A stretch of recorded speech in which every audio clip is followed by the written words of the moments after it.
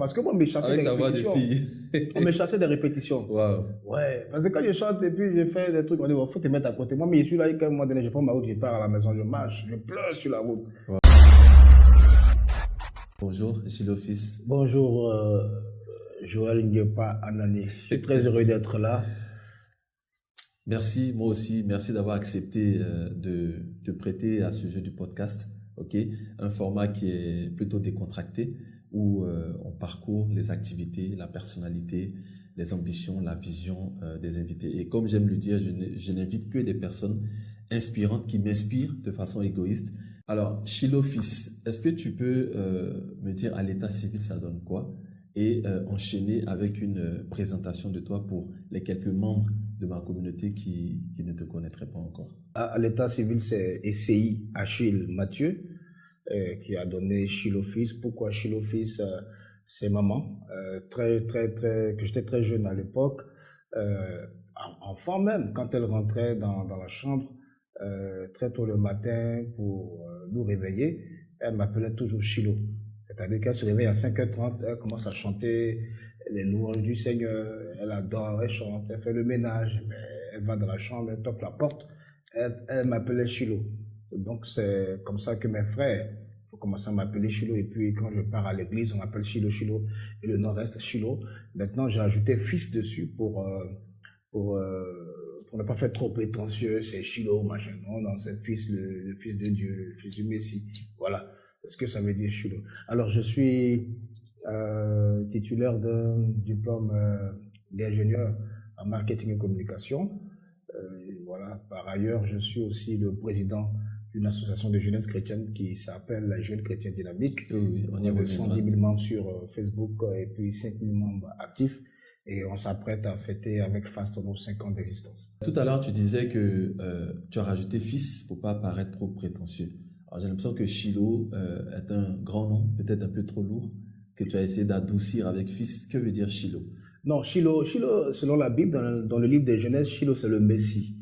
Vous voyez? Donc, le Messie, c'est lui qui est Chilo. Maintenant, moi, je mets fils pour faire appartenance, en fait. J'appartiens, je suis fils de Dieu, fils du Messie. Voilà. D'accord. Tu n'as pas voulu que des gens interprètent ça autrement? De toutes les manières, les gens, ils interpréteront comme ils voudront. De toutes les manières, parce que chacun, il va selon sa compréhension. Voilà. On peut dire Chilo fils, mais pourquoi tu as dit Chilo fils? Parce que le Messie n'a pas d'enfant. C'est ça. Voilà, mais bon, quand je parle de Jésus, je fais référence à Dieu. C'est ça. Et donc, si Jésus est le fils de Dieu, ça veut dire que je suis aussi donc descendant de cette généalogie-là. Ok. Après, ça reste un nom qui, aujourd'hui... C'est le nom qui m'est défini aujourd'hui. Voilà, c'est et ça. Voilà, aujourd'hui, ce nom-là m'a ouvert des portes et je bénis le nom du Seigneur. Effectivement. Moi, je trouve que côté marketing, c'est un nom qui répond. Et puis côté, je vais dire que c'est en ligne avec ton activité de chantre, c'est ça? Alors, est-ce que tu peux nous expliquer succinctement pour des personnes qui ne seraient pas habituées, on a l'habitude d'entendre chanteur. Et toi, tu te définis comme un chantre. C'est quoi la différence fondamentale entre un chantre et un chanteur? Alors, merci pour la question. C'est une très bonne question qui fait l'actualité. Et voilà. Un chantre, d'abord je vais commencer par un chanteur. Un chanteur, c'est celui qui a pour vocation de chanter. Okay. Celui qui a le talent donc du chant et qui le met bien sûr en exergue. Un chantre, c'est celui qui a le talent de savoir chanter, mais qui le met à la disposition d'une divinité. Okay. Parce que ne nous méprisons pas. Aussi vrai qu'il existe des chantres de l'Éternel, il existe des chantres dans le milieu islamique, des chantres de telle divinité, dans le milieu occulte, tout, il y a des chantres, ça c'est faire des éloges de quelqu'un, faire des éloges d'une divinité. Donc, chantre de l'Éternel ramène à faire les éloges du Dieu, de l'Éternel, de Jésus-Christ. Voilà comment je peux définir de manière très succincte, comme tu l'as dit, l'appellation chantre de l'Éternel. Moi, je voudrais que tu nous parles un peu de ton parcours. Comment tu pars de Sikensi, ok, pour être aujourd'hui... Ah ouais, c'est vrai, il a toute mon histoire. Il sait que je parle de Sikensi. Pour être aujourd'hui l'une des voix l'un des chantres les plus en vue, les plus visibles, les plus célèbres d'Afrique en général et de Côte d'Ivoire. Explique-moi tout ton parcours. Merci pour l'honneur, hein, l'un des chants les plus visibles, les plus... Ah ben oui, merci, j'accepte. Hein. Ben, pour l'histoire, je suis né à Sekensi parce que je suis originaire de Sekensi, je suis à Bidji. À Bidji, voilà, c'est à 80 km d'Abidjan. On est des Abidji, c'est une race très cool, un peuple très docile, très gentil, même si, voilà, il y a toujours des brebis galeuses. Alors, je suis né là-bas, un juillet d'une année 1980 et quelques. Alors, je suis né là-bas et j'arrive à Abidjan. Mes parents, il faut le notifier, mes parents à l'origine sont des chrétiens. Okay. C'est-à-dire ma mère est chrétienne, du côté de ma mère bien sûr, elle est chrétienne, son père est pasteur, son arrière-grand-père est prédicateur. Et en fait, je baigne dans cette atmosphère-là. Et je n'ai pas pu m'échapper parce que les dimanches, je n'avais pas de volonté. À 5 ans, 10 ans, on t'amène forcément à l'église. Donc, tu grandis dans cette culture, dans cette atmosphère et tu commences bien évidemment à développer certaines aptitudes quand tu vas dans la maison de Dieu. C'est là que la musique naît, c'est là que la passion peut-être pour la prédication naît, c'est là que tu t'entraînes à pas mal de choses, tu rentres dans le groupe musical et puis plus tard, tu te découvres une véritable passion et puis tu la mets en exergue. Donc, voici un peu pour l'histoire. Donc à Abidjan, j'ai commencé à me frotter avec le monde musical réellement quand j'étais à Boaké. On avait un groupe, j'étais étudiant, j'étais au lycée à Boaké, j'étais en seconde, j'ai eu mon BPC. Ayam Sokro m'a envoyé à Boaké au lycée classique. Donc je suis un caïman pour information. Donc on arrive à Boaké et c'était l'époque du R&B, de la soul américaine qui avait commencé à influencer donc toute l'Afrique. Et je me trouvais boys med, des amis avec qui on chante, on reprend les airs, puis on chante dans les balles de fin d'année, voilà, à Boaké, tout et tout. Bon, on ne se fait pas remarquer parce que bon, on n'avait pas, peut-être pas trop le talent, mais quand même on chantait. Donc quand on est petit possi, on appelait ça possi à l'époque, et on chantait. Et puis à la faveur de la guerre, j'arrive à Abidjan en 2002, à la faveur de la guerre, j'arrive à Abidjan. J'intègre une communauté chrétienne et je me fais baptiser. Le pasteur me demande dans quel groupe de l'église est-ce que tu veux rentrer.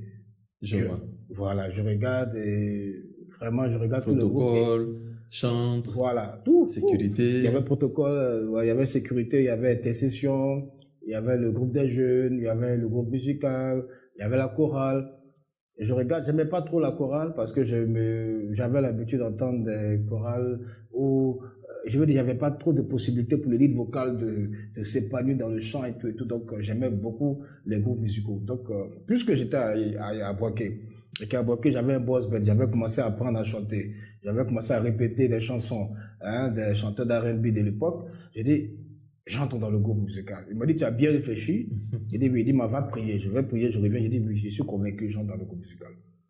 Et à l'époque, ça n'a pas été facile parce que j'avais une voix très fluette. C'est-à-dire? Une voix très fluette, une petite voix. D'accord. Tu n'avais pas encore fait ta mue, comme on dit. Voilà, justement. Je n'avais pas encore fait ma mue vocale. Et j'avais une petite voix. Ma tessiture vocale n'était pas encore bien affinée. Et quand je chantais, je dis, toute fois que j'ouvrais la bouche, on m'arrête là, tu chantes, on a une fillette, mais tais-toi, mais tout, machin. Et puis bon, ça me frustrait, j'avoue qu'au départ, ça me frustrait. Et puis on a reçu un coach qui est venu, il s'appelle Ben, c'était dans un groupe très célèbre à l'époque, Arbre de Vie. Okay. Et Ben, il nous rencontre, il essaie de faire des séances de vocalise. Et puis quand j'ouvre la bouche, quand je me mets à chanter, il me dit, toi, tu as une voix particulière. Okay. Et puis je lui ai dit, mais effectivement, on se moque de ma voix ici, on dit je chante comme une femme. Il dit non, en fait c'est un plus que tu as et quand on va travailler, tu vas voir que ça va faire ressortir quelque chose d'autre. Okay. Bon, on n'a pas eu le temps de travailler, mais la simple parole qu'il a dit concernant ma voix, le fait d'avoir une voix, un ton particulier, ça, je veux dire, ça m'a galvanisé, ça m'a donné beaucoup plus d'espérance parce que j'étais sans espoir. Espérance, voilà. Ça m'a donné beaucoup plus d'espérance et puis j'ai commencé à travailler le côté vocal. Mais je raconte juste une anecdote. Un jour, parce qu'on avait des leads vocaux à l'église. Et quand ces leads-là sont pas là, le culte, ça passe pas bien. Et donc, on avait 3 leads. Et ce jour-là, je ne sais pas qu'est-ce qui s'est passé. Les 3 leads-là, il y en a 2 qui se sont absentés, sans motif préalable. Et puis, il y a une qui était là. Mais le pasteur, apparemment, il ne voulait pas. Elle a commencé à chanter, ça ne le touchait pas. C'est ça. Et donc, il s'est retourné pour voir qui est là, et puis il m'a vu. Bon, tout désespérément, il ne voulait pas me dire chante parce que mon ça chef, peut pas être pire que il ne ça. voulait pas être complice de cette catastrophe-là. Ça peut pas être pire que ce qui se Voilà. passe. Donc, moi, je prends mon courage à 2 mains pendant que le pasteur est en train de faire il est en train d'adorer, en fait. Et puis, j'entonne, je chante. Tu chantes quoi? Je sais plus ce que je chantais. Fais-nous ça. Le pasteur est en train de prêcher. Qu'est-ce que tu fais à ce moment? L'agneau est souverain. Nous élevons nos voix pour l'adorer. L'agneau est souverain. Un truc comme ça. Et puis, ça crée une atmosphère dans la salle. Ça électrise des gens. Ça touche des vies. Je vois des gens qui pleurent, des gens qui tombent par là. Je vois, enfin, il y a un mouvement de l'esprit. Ouais. Alors le pasteur, il se retourne, il commence à me regarder. Est-ce que c'est le même gars là, qui venait à la répétition? Parce que moi, on me chassait des répétitions. On me chassait des répétitions. Wow. Ouais, parce que quand je chante et puis je fais des trucs, on dit, il faut te mettre à côté. Moi, mais je suis là, quand un moment donné, je prends ma route, je pars à la maison, je marche, je pleure sur la route. Wow.